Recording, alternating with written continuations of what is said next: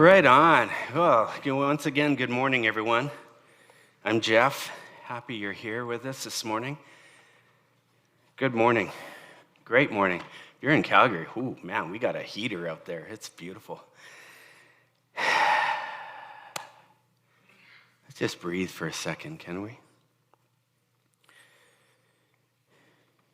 me ask you something. When was the last time you sat down to kind of focus on a project? Maybe it was a task around the house. Maybe it was something at work. Sat down to your desk. You had plans to get something done. And man, maybe an hour goes by and you find yourself doing something completely different. And you're all around, and it's like, oh, wait. I was planning on getting that thing done. How did I end up over here? Have you ever kind of tried to focus on something and it's like your mind, your attention, everything is just conspiring against you? It's like every ounce of energy it takes to try to do it, and it's like not working. Yeah, I know that feeling very well. Man, it's like my mind just starts swirling, and I start thinking about all these other things I got to do too. And I go, oh, geez, I forgot about. And then I'm realizing that this is not a unique Jarvis thing. This is something that is being experienced more and more and more in our society today. Back in 2020, after watching this documentary, maybe you've seen it, called The Social Dilemma, someone said, you got to check this out, Jeff. Remember watching this documentary about the power of social media and some of the forces that are work behind it and what it's doing to us, perhaps without us even realizing it. After watching it, I devoted a morning to talking about the impact of just our electronic devices and what they're having on us. I remember at the time, there were a lot of people that were kind of saying, careful, Jarvis. Don't talk about my precious. I had some people say, I don't even want to think about that stuff because it's scaring me. It's scaring me with my kids and what I'm watching there. It's a very sobering tale about what seems to be happening societally, globally, with the invention of the smartphone and social media. Now, here we are 3 years later. And at the time, I did that message on electronic devices because I knew I had a problem. And I told you I had a problem. I was looking at the time I was spending on this thing and the way it was pulling me. Most of my day, when I start swirling, it's because of this thing that I feel drawn to it. Here we are 3 years later, and I'm here to tell you that I don't think my problem's gone away. In fact, if I'm really honest with you, I think my problem's gone worse.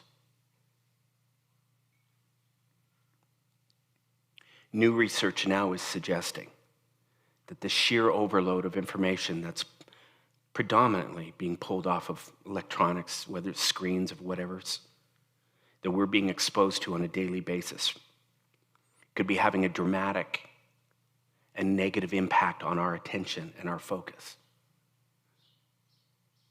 It's not because you're lazy. It's not because you're undisciplined. They're saying there are forces at work that are now completely diluting our focus, our ability to pay attention. They say that our attention spans are shrinking at an alarming rate. Alarming. I was reading a book recently by New York Times bestselling journalist Johann Hari called Stolen Focus. Maybe you've heard of this. It's a bestseller.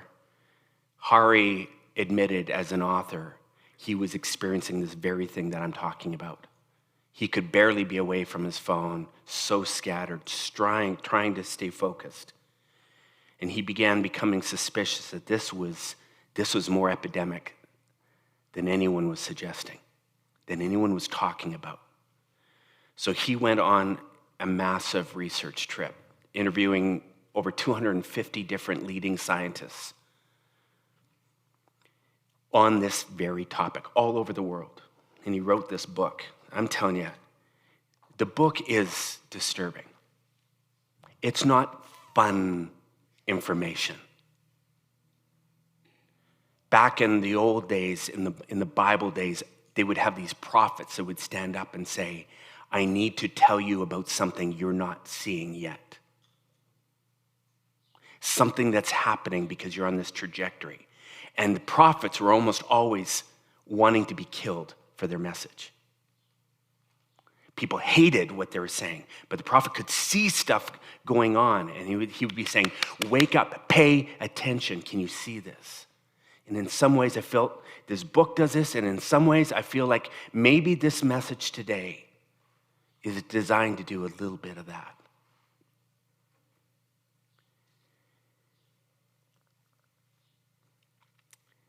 He talks about this lack of focus, stolen focus that he thinks is becoming epidemic. He would say, much like obesity. Obesity 50 years ago was a non-thing.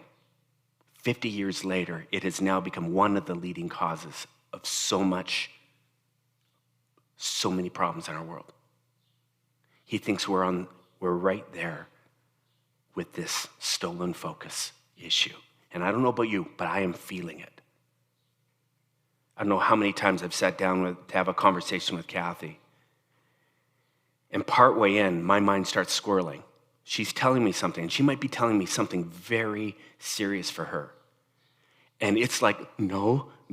I start thinking about this email I didn't set off. I notice a piece of fluff on the floor over in the corner. I start thinking about the Stanley Cup Finals. Is that tonight?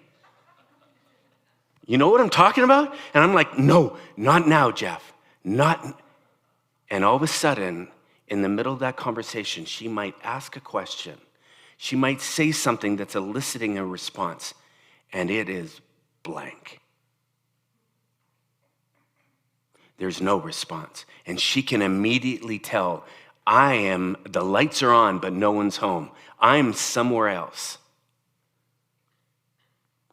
And instantly, she shuts down. And I can tell this shutdown, and I'm like, hey, sorry, can you repeat that? And she's like, no, it's fine. It might not be a big fight, but the moment has been stolen away. Have you felt that before? Someone's talking to you, and all of a sudden your phone buzzes, and it's like, You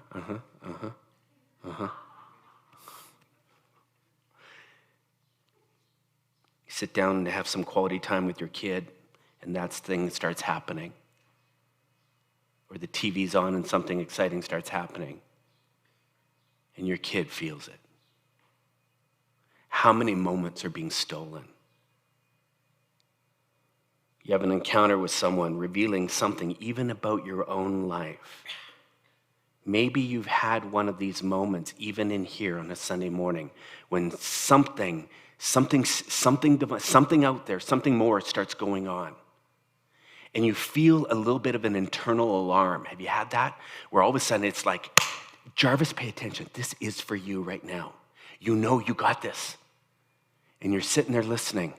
And you're going, oh man, I'm going to do that. But man, within moments of walking out of here, squirrel, and that moment, that decision, that alarm that set off, that said, you need to do something about this now. Gone. And then maybe it's months later, and someone says something, and you're triggered, and you go, oh, I was going to. Totally lost sight of that one. I've had these moments where something happens, this moment, and I think about someone. I'm going, oh my God, they're going through something. I got to call them. Have You haven't had one of those? Oh, I got to reach out to them. Squirrel. And then it's too late. How many sacred moments are being stolen? This problem is widespread, and if you look around, you'll notice that it just seems to be crescendoing. As I've been studying for this message over the last few weeks, it's amazing how much I notice this conversation, ADHD. Now that I've said that, attention deficit hyperactivity disorder, watch over the next few days how many times you see people talking about that very thing. The drugs that are being involved to try to help medicate people who are struggling with it. Talk of people being over-medicated. Too many kids being diagnosed with it and may perhaps don't have it. Focus, attention spans dropping. People trying hard. It's everywhere. Now, let me tell you why this matters. Because to be honest, you got ADHD and you go and get some medication and it helps you, great. You get a little focus, great, that helps you. Let me tell you why it matters to me and why I think this conversation has to happen here. Is because our ability to focus and our attention span, I think, is highly connected to your spiritual life. Extremely connected. In fact, if you look through the stories of our spiritual ancestors, most of these moments that I'm talking about happen because these spiritual moments happen because our senses are on high alert. I'm thinking about Jacob, this character in the Bible you can read about. The guy was a little bit of a shyster. He was screwing over his brother. He goes through this whole thing to try to get kind of the firstborn rights blessing from his father who's about to die. He pulls off this master scheme, really underhanded. His brother wants to kill him. He runs for his life. His mom literally saying, you need to leave because this is not going to go well. And he runs. He's running for his life. He ends up in the middle of the wilderness, embarking literally on a new chapter of his life alone. I can only imagine the conflict, the stuff that's going on, going, oh, geez, was that really worth it? Why did I do that? What is my life going to become of now? I mean, you can just imagine. He's alone, and the story says he lays down one night to sleep. He puts his head on a rock and falls asleep. And while he's sleeping that night, he has what I would call a thin place moment. A moment when the supernatural, the spiritual realm becomes so real. He has this dream, and it's like God is looking at him going, it's not over for you. I got good plans for you. We're going to figure something out and turn something bad into something beautiful. Jacob wakes up from this dream, and it's like all of a sudden he's like, oh, something's going on here. It's like he could tell something more was going on than just a sleep, than just a little dream. He said, I think God's here. And I didn't even see it coming. I wasn't even aware, but I'm aware. I got my eyes open. Oh. There's a story of Moses. Moses is just this farmer, rancher, sheep herder. He's out tending to flocks in the middle of the wilderness. And he sees a fire burning, maybe like a wildfire up in northern Alberta. We don't know. But there's this fire burning. And he walks over to the fire. It's this bush that's on fire. But he starts looking at the bush. And normally a bush, when it's on fire, starts turning black and smoke starts coming off it, and you see that thing starting to shrivel. And he's looking at it, and he's going, wait a second. That's not that bush is not burning. And in the middle of this moment of intense focus and awareness of what's going on there, a voice comes out of nowhere and starts talking to him. It's a character God in the story, and he says, I've got an assignment for you, Moses. It was that moment that he was invited into this life-altering opportunity, mission to lead the children of Israel out of Egypt, out of slavery. If you look throughout the stories, it seems like there was these spiritual moments that happened only because people's eyes were wide open, their senses were on alert, their spidey senses started tingling. They're going, something is going on here. Interesting, Jesus often would be talking to a group of people like this, and he'd look at them and he'd say, let him who has ears to hear, let him hear. Let him who has eyes to see, let them see. At different points, you'd say, what's sad is there's people who are hearing me talk. They're seeing me do this thing, but they're not comprehending what's really going on. Their senses have grown dull. The spiritual journey thrives on our ability to pay attention, to focus, to be in the moment. And wisdom would say, guard your attention. Guard your ability to be able to be aware of what's happening around you. Interesting, Hari, in his book, he talks about 3 different kind of types of focus that he kind of put together through all his different interviews.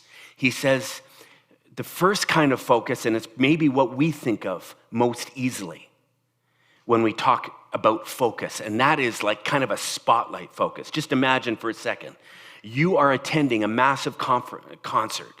You're in this massive auditorium, and then comes that moment. The lights go out, and all the people go, oh, you can just hear the crowd going, oh, here we go. And everyone's getting into their chairs. They're getting ready, and the excitement starts, and then all of a sudden, boom, the spotlight comes up right on center stage, and there's that good-looking performer that's up on the star of the show, and the crowd just leads to it, but everyone's focus is drawn to that one spotlight. Hari says this is one important aspect of focused attention. It's being able to focus on that project, focus on that conversation, see the body language shifting, the emotion in the voice. Perhaps it's just paying attention to a couple of things that converge in one little spot, and there you are going, yeah, I can see, I'm laser. But he said there's another kind of focus. He calls it starlight focus.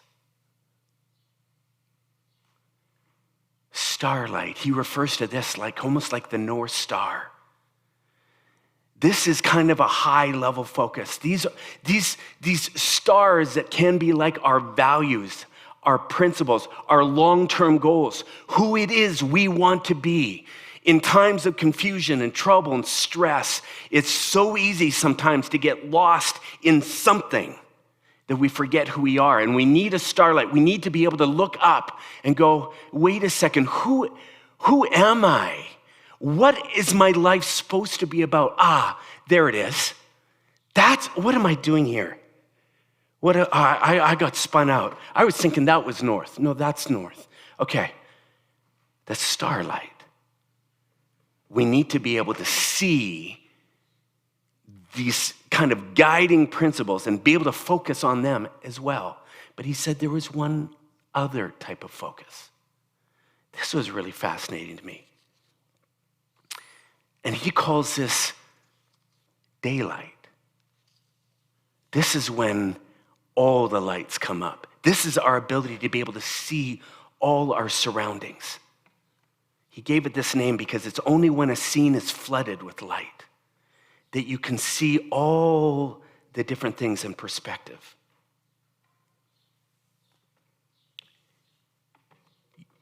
How do you know you want to embrace that hobby? Well, maybe perhaps it's because you've seen some other things around you and you're going, wow, that really resonates with me. I think I'm going to pursue something like that. How do you know you want to be a better parent? Perhaps it's only because you've watched a few parents and what they're doing, what they're experiencing with their kids, you go, yeah, I do want that. How do you know what is most valuable to you? Maybe it's being able to look back over your life, the timeline, the history, and looking at all the skills that you've acquired, the line that you've been on, the different situations you've come through, and you're going, I know this about me. All I've come through, this is when I'm happiest. I need to pursue something like that. Yeah, daylight, this wide macro perspective and focus allows us to snap in what we're doing today, where we're going, who we're becoming. 3 different kinds of focus. Make sense? Wisdom would say that our focus and attention is needed desperately on all of these 3 different levels. But we're losing the war. Now, I hate talking about bad news unless you're going to give me some solution, right? Don't talk to me about how bad things have gotten and that my life is kind of messed. Don't tell me my phone has screwed me up and tell me how to get out of this thing. That's why I found myself reading this book going, come on, get to it. This morning I want to talk about 3 particular things. He mentioned 12 different things that can be. The good news is our focus can be restored. Science points to things that will turn this baby around. Now, there are some people who are predisposed to ADHD who need medication in order for this. And I've talked to some, even within our own community, where medication has literally changed their lives. So that is above my pay grade. But for many of us who wouldn't necessarily be prescribed or diagnosed as ADHD, there are things we all can be doing to kind of laser in and be able to widen on these 3 different levels of focus. Let's talk about them. The first one that Hari speaks of, no, I shouldn't say the first one that really struck me was he says we need to consider limiting the amount of intake of information that we are absorbing on a daily basis. Because there's a lot of data that's going out. You know, at one point in time, maybe you'll remember this, there was a speed reading course that was going out, many of them actually.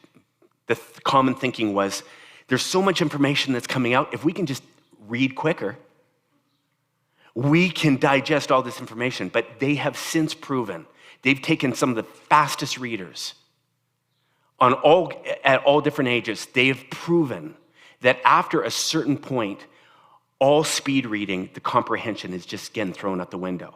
They are not able to digest everything that they're taking in. There's a maximum retention rate. There's a maximum limit that our systems can absorb. It's interesting, he talked about just the sheer amount of information that is being sent out. Back in 1986, all the information, they kind of started taking all the different stuff that's being churned out on a daily basis. So you think about newspapers, TV, radio, reading information, the number of books that are coming out. They said it was equivalent to about if you think about an 86-page newspaper. At the time, in 1986, there was the equivalent of about 14 newspapers that were being put out into the atmosphere per day. 14. In 2007, so this is 21 years later, that amount of daily information had increased to 174 newspapers, the equivalent, 174 newspapers a day. That was 16 years ago.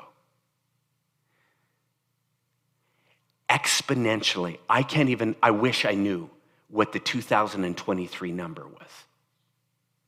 But you think about the advent of podcasting, online blogging, online material that is coming on stream. You think about the news feeds, the Twitter, the social media, all the different sources of information that we are absorbing. When there's so much content, scientists are saying there is no depth. There is a massive amount of shallow surfing that we're doing. There's no sense of real connection to that comprehension.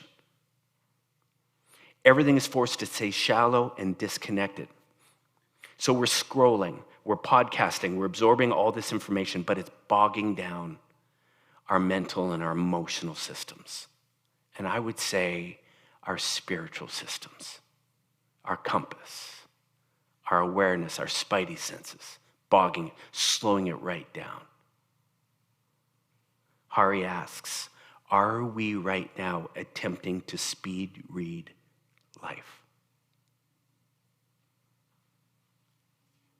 Skimming along the surface without really gaining any greater understanding of what any particular event that we're reading about, that we're learning about, actually means to my life, to my journey, to my role in this world.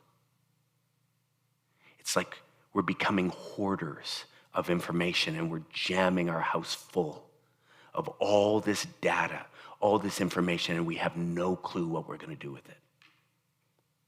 And as a result, it's diluted what we're even aware of on a day-to-day, moment-to-moment conversational basis. Are you hearing me? Or is your phone buzzing and you're distracted right now?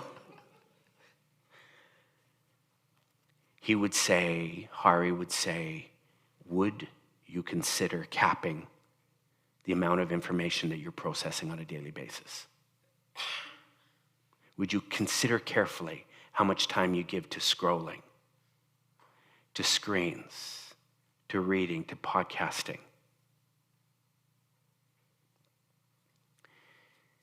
Because you can only absorb so much. And then it becomes a hazard. I was thinking about this, ironically, a podcast I had listened to a number of years back. The guy was talking about the detrimental loss of boredom. Do you remember? Even as a kid saying, Mom, I'm bored.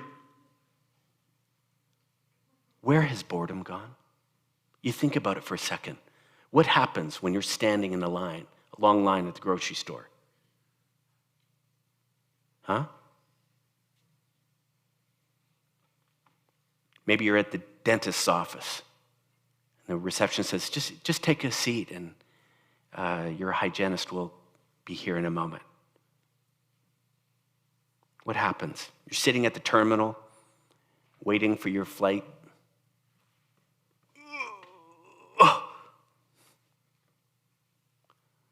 We just reach to our phones, don't we? Yeah. And we fill up every second with something. Because there's always something we can do. This guy says, we have lost the ability to create space. It's funny, we have a dog, and I never grew up with dogs, but later on, the kids wanted a dog. We got this dog. Of course, the dog becomes the parent's dog, right? And the dog needs to get walked, and so I will take our dog for a walk often.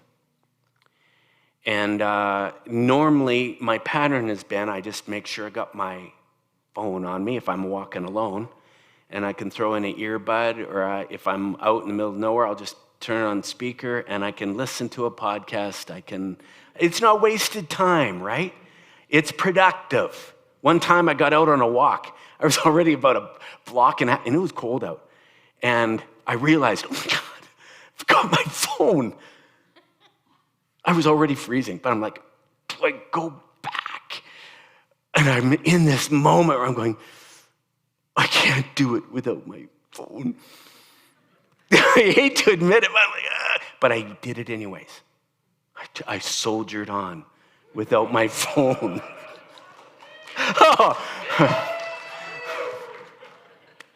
It was a rare hero moment of Jeff's. But it was weird what happened. You know, I'm talking to my dog. Dog's kind of looking at me like, you all right? And then I start thinking about things. And it was weird on this walk.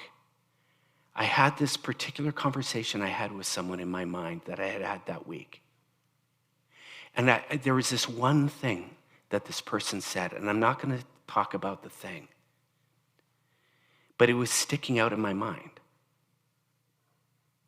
And I was thinking about it, wondering if she meant something more.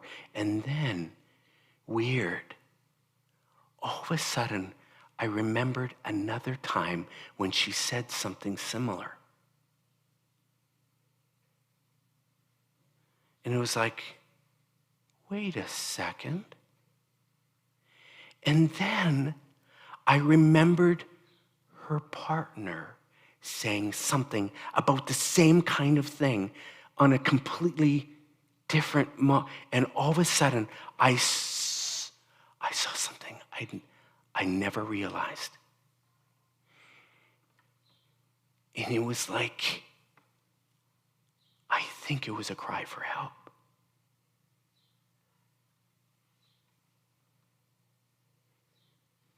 Now I'm just walking my dog. But it was like dots were getting connected in these about these things. I didn't even tell my mind to go there. My mind just wanted to go there. Perhaps my heart, I can't even explain it. Have you ever had one of those moments? Maybe it was in the middle of the night where you were lying awake and all of a sudden your mind just started to go to something. Some situation, some concern, whatever.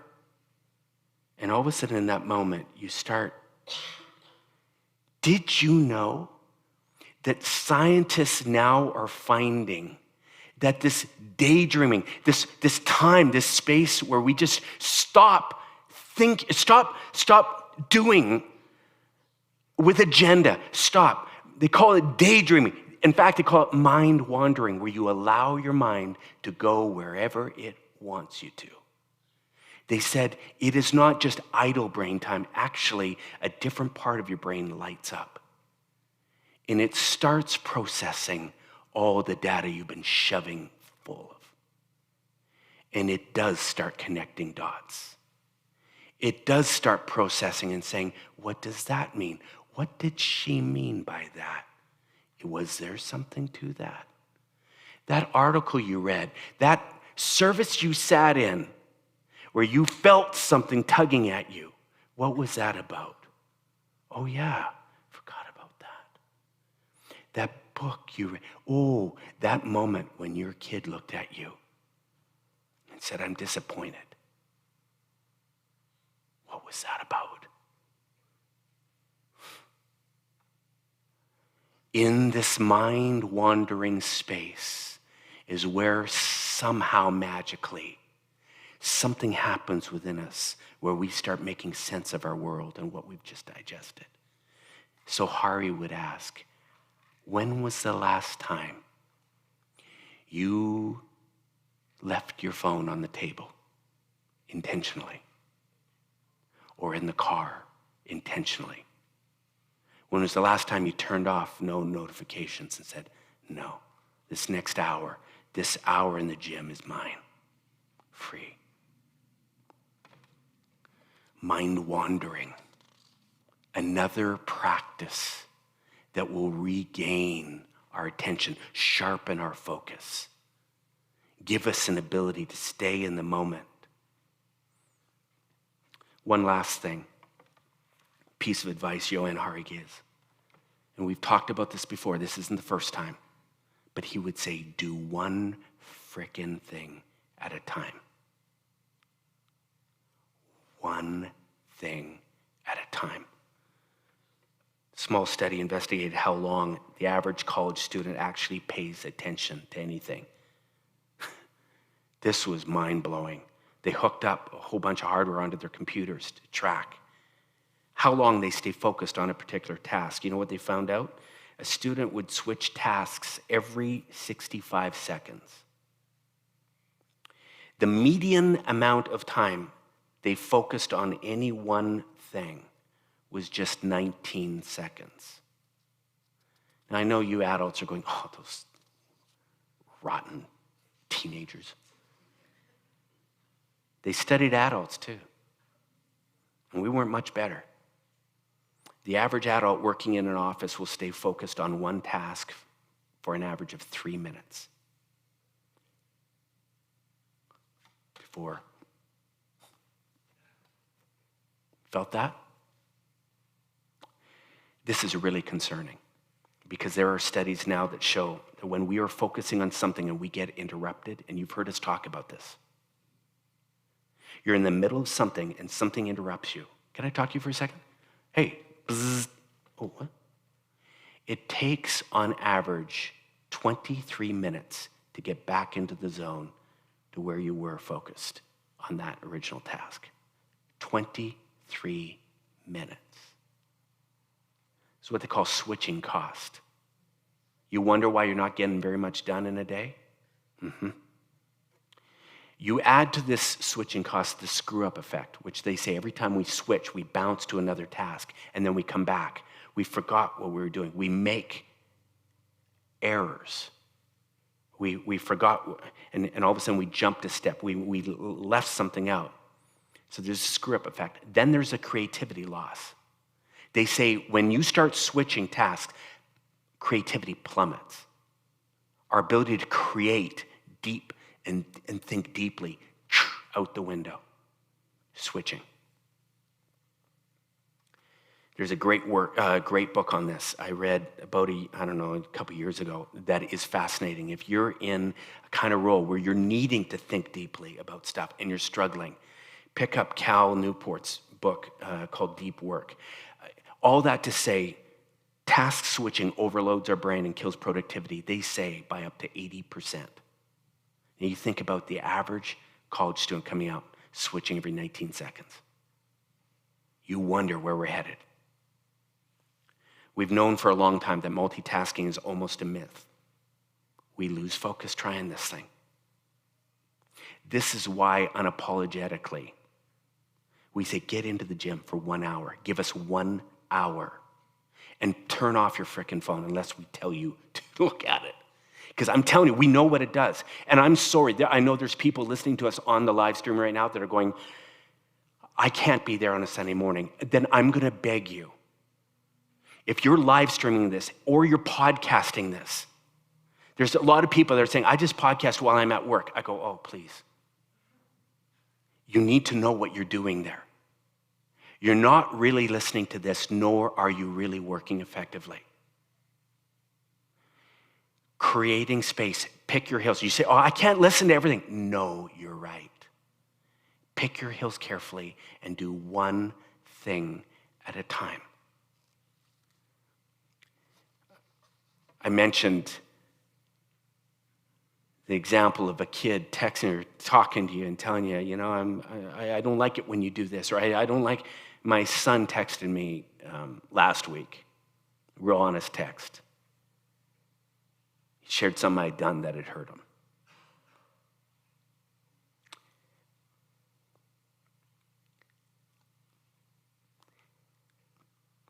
That kills.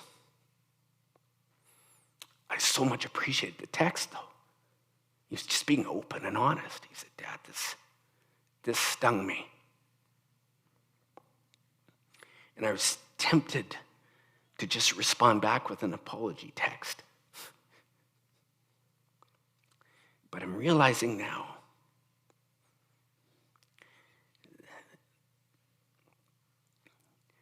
I need him in the room. I need to see his eyes when I apologize. So I said, will you give me time next week? I want to make this right, but I want to talk this through. And I'm going to give you an opportunity to ask any questions you want. I know you didn't feel like I was talking to you about everything. Let's talk. What's scary is, had I not been immersed in this topic, I would have just fired that off and considered it done. But I get a moment this coming week to lock eyes with my boy. And I think something divine is going to happen in the middle of that. We need attention. We need an ability to be able to sit and be in this moment. This is the spiritual game. It is the game. eyes wide open. Jesus says, let him who has ears to hear, let him hear. Don't be among those people whose senses, whose vision has grown blurry, hearing has just dull. So that when that moment is happening, that burning bush, that conversation, that cracking in the voice of that person, that opportunity to help, you're not just like a zombie walking by it, but you are wide awake. That is my prayer for you this week. I don't know if one of these three things that I talked about stands out to you as something you could do. Maybe you've got 40 other things you could do to improve your focus. Sleep, didn't even get there. And we've talked about sleep. You don't get sleep, you don't get focus.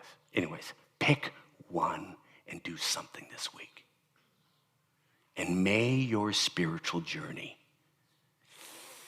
come alive as you find those opportunities right in front of you to make a difference in your world. That's my prayer. All right. Vince is up next week. Oh, we got this beautiful song to end with. Oh, come, you guys. We're going to close the service. I hope and pray that you will do something with this message, that you won't get squirreled when you walk out the door, that you'll think through your strategy right now, even as this song plays. Maybe you've been hunkered down, you've been staring at your toes. I pray you'll pull down your umbrella and you'll look around and you'll see what's truly going on around you this week.